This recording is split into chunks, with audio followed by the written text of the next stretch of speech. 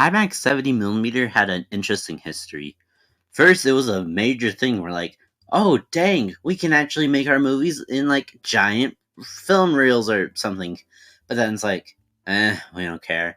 But then, oh my god, look at it. It's Oppenheimer. He's doing the Oppen style. Da, da, da, da. I don't know what I'm doing.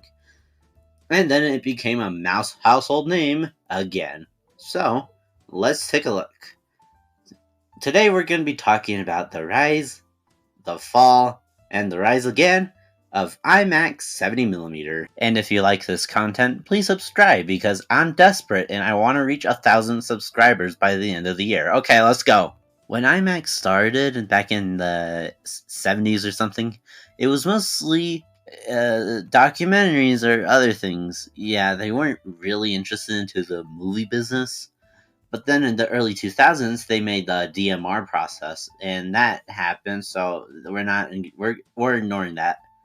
But when Christopher Nolan made his when Christopher Nolan made his second Batman movie, The Dark Knight, he decided, hey, you know what? This IMAX thing is cool. Let's make it into this movie or film it. And then after The Dark Knight made nearly $1 billion.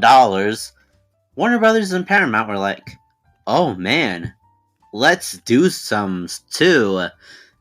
Some notable exceptions were other Christopher Nolan movies like Inception and The Dark Knight Rises, and Paramount with Transformers Revenge of the Fallen and Mission Impossible Ghost Protocol.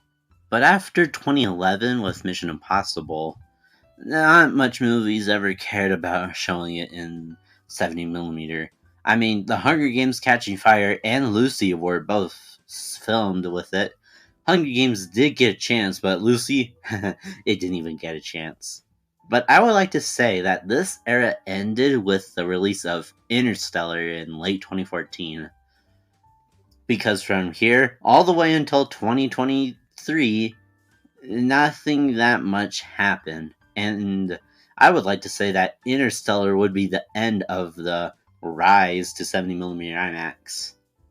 And now it's nothing but falling or something. From 2015 all the way to 2022, not much movies were shown in IMAX 70mm.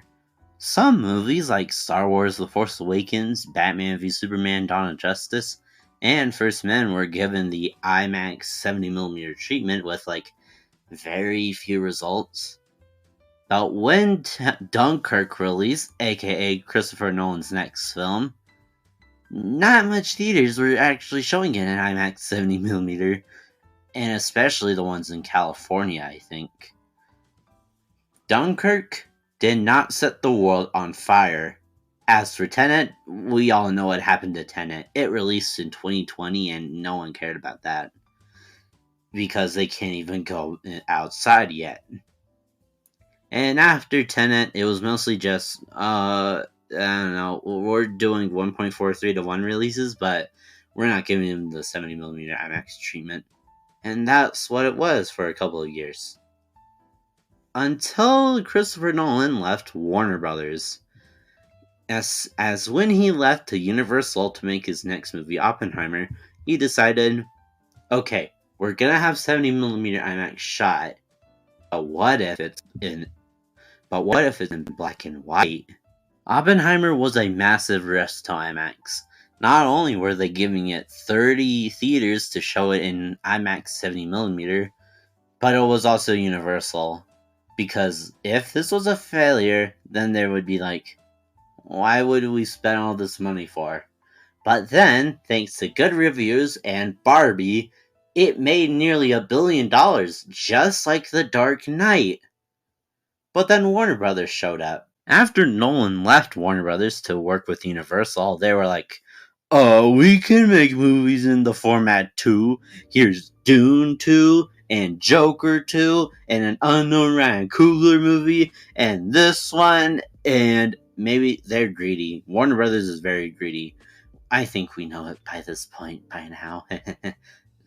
And that's where our story is right now. It's unknown if IMAX 70mm will ever take a fall again, but maybe with Nolan, we could actually see a massive resurgence where more movies can be shown in IMAX 70mm and filmed with the cameras.